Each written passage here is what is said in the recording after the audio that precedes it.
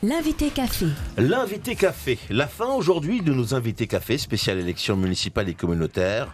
Nous recevons ce matin le maire sortant de Matoury, Serge Smock, est notre invité café ce matin, Charlie. Bonjour Serge Smock. Bonjour Charlie Thomas. Bonjour messieurs, bonjour à la population de Matoury et de la Guyane tout entière. Alors la présence de deux membres du gouvernement en ce moment chez nous, simple coïncidence, rien à voir avec les prochaines élections. Voyons, votre avis? Non, mais enfin, ils sont dans leur rôle. Je n'ai pas de jugement, d'appréciation à porter donc, sur ce déplacement. En tout cas, j'ai eu l'honneur, le plaisir d'échanger avec ces deux ministres hier parce que je les ai accueillis. Et ensuite, nous sommes rencontrés par la suite. Alors, c'est bien cela, le numérique ne serait qu'un prétexte, disent-ils. Ah non, enfin, je ne sais pas. Ils viennent soutenir leurs candidats, dont vous. Ah non, pas du tout. Non, pas du tout. Vous êtes bien soutenu par la République en marche. Non, mais je vous invite. Ils sont encore là. Je crois jusqu'à ce soir, jusqu'à demain. Ouais. Vous aurez beaucoup de temps, et certainement un immense plaisir de leur poser la question. Vous êtes soutenu par la République en marche, Serge Smock? Ah oui, bien sûr. Oui, absolument. Ouais, mais si vous avez... Vous confirmez, hein? Oui, bien sûr. Non, mais ce n'est pas un secret, ça. Je l'ai dit. Ça a été publié et moi j'avais dit lors de ma déclaration de candidature le 4 janvier que j'acceptais donc les soutiens, que ce soit de droite ou de gauche. Tous les soutiens sont des atouts. Le plus gros atout dans tout cela, c'est d'abord le public, mais les administrés, les Matouriennes et les Matouriens. Soutien également de Guyane Rassemblement? Vous le saurez. Pourquoi autant de mystère? Non, mais je n'ai pas encore officiellement... Non, il n'y a pas de mystère. En tout cas, moi, je n'ai pas... Je suis en bon terme avec tous les partis, donc... Vous l'avez sollicité? Vous l'avez sollicité, visiblement. Mais écoutez, je suis dans une démarche consensuelle. J'essaie de fédérer, et c'est ce que j'ai fait depuis que je suis en fonction, le maximum de forces vives du pays. Des discussions ont été engagées, et vous saurez... Très bientôt, vous saurez la suite. Alors, candidat à votre succession, vous avez pris goût au pouvoir après seulement 2 ans et 4 mois. Non, je ne crois pas que ce soit une question de prendre goût au pouvoir. Vous avez une mission à accomplir, vous essayez de l'accomplir du mieux que vous le pouvez, avec les moyens dont vous disposez. Il y a un travail qui a commencé. Je pense que le bilan est positif par les retours que nous avons sur le terrain, on nous le dit. Et donc,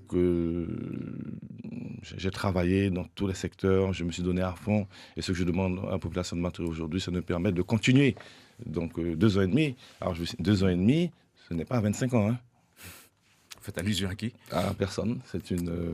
Alors, justement, 2 ans et demi, vous avez dit qu'il y a eu un travail qui a commencé, mais quel travail? Parce qu'on rappelle que vous n'étiez pas tête de liste, vous n'avez pas porté de projet pour Matoury. Moi, je crois qu'il faut partir de 2014. Nous avions l'ambition de transformer, vraiment de porter notre pierre à l'édifice pour construire Matoury, pour améliorer donc tout ce qui pouvait être amélioré dans tous les secteurs d'activité. 2014, 2015, donc, c'est-à-dire la 2016, liste sur laquelle vous étiez. Oui, absolument, bien sûr, mais un mandat, c'est quand même 6 ans.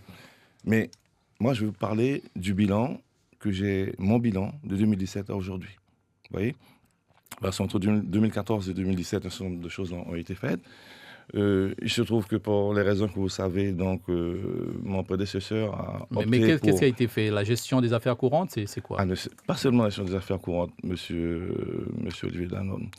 Je rappelle quand même, au niveau de l'aménagement du territoire, nous avons quand même fait ce qu'il fallait avec les moyens que nous avions pour aménager ce territoire dans tous les secteurs, dans tous les coins et recoins. Nous avons continué à mettre en place le PLU, le plan local d'urbanisme. Nous avons donc construit des écoles. Nous avons donc amélioré le quotidien des personnes. Nous avons essayé de mettre en place, de dynamiser les quartiers, notamment les quartiers prioritaires. Nous avons construit des classes, 9 classes supplémentaires en 2 ans et demi. Ce n'est pas rien. Nous avons agi sur la question de l'habitat indigne, de l'habitat insalubre. Nous avons donc, au niveau de la sécurité, ça, les Matouriens en sont témoins. Nous avons augmenté l'effectif de police.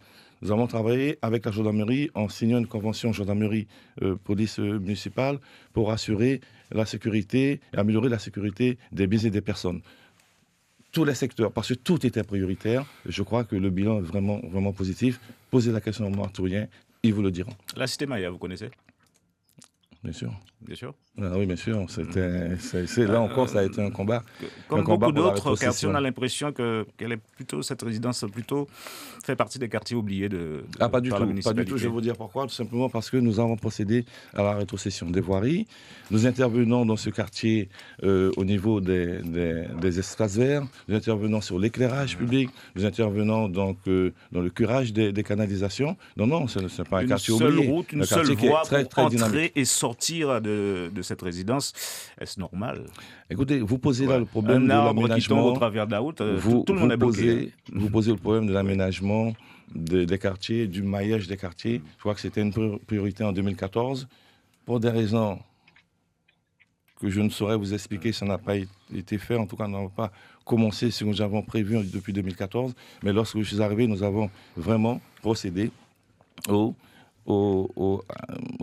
cet élément de maillage, en fait, parce que le maillage, c'est la condition sine qua non pour fluidifier les deux axes principaux que sont la RN2 et la Matourienne. En optant pour C'est vrai que tous les candidats insistent sur la nécessité de mailler. Il faut mailler le territoire si on veut régler en partie le problème des voies, des embouteillages qui se font à la fois sur la Matourienne et à la fois sur la RN2. Maillage des quartiers, indispensable, puisque quand vous voulez passer d'un quartier à l'autre, si vous voulez partir de Copaya pour aller par exemple à Maya, vous êtes obligé d'emprunter les deux axes principaux et c'est ce qui crée l'embouteillage.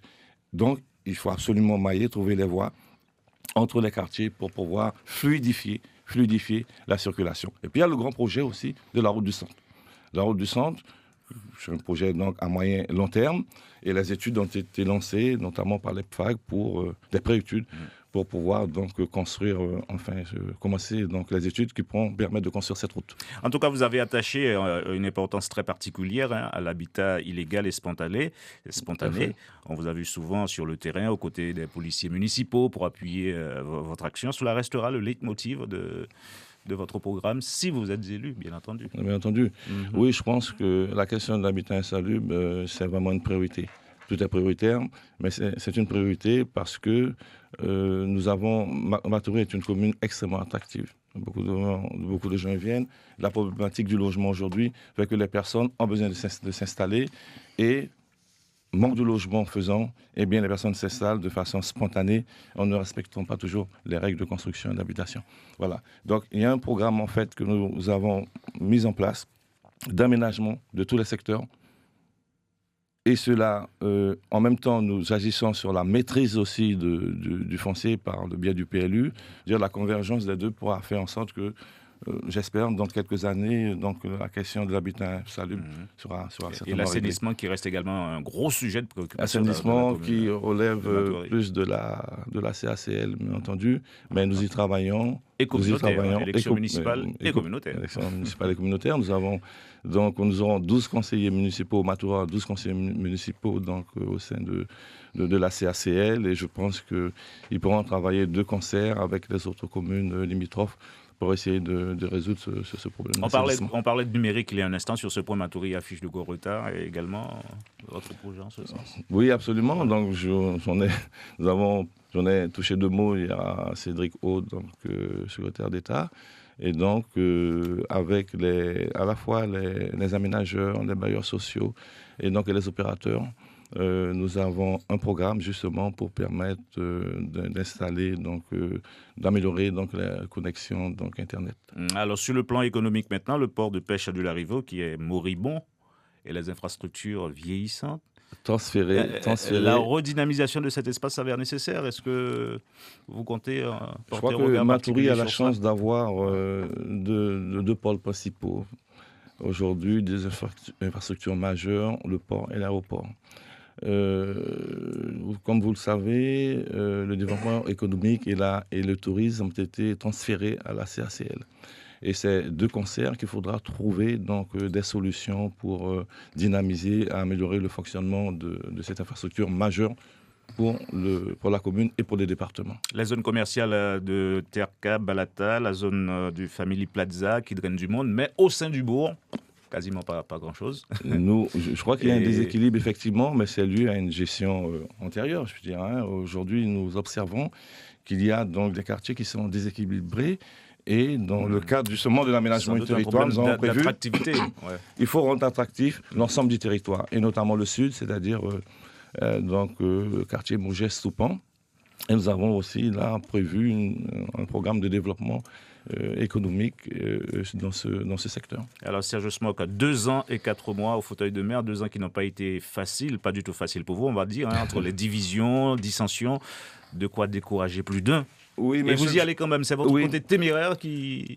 Non, vous savez que je suis au départ un militant, je crois en ce que je fais, j'y mets toutes mes forces, j'agis par conviction, je suis sûr et certain. Donc avec cette capacité que j'ai de fédérer autour de moi les différentes forces, je pense que nous pourrons j'envisage en tout cas l'avenir avec beaucoup d'optimisme. Serge Smock, candidat à sa succession, à votre succession dans la commune de Matoury. Face à vous, Jean-Pierre Romillac, je rappelle, Roland Léandre, Jean-Victor Castor, Marius Florilla, ainsi qu'Hubert Contouf. Merci. Merci. L'invité café. Suivez l'info sur Guyana Première, télé, radio et Internet.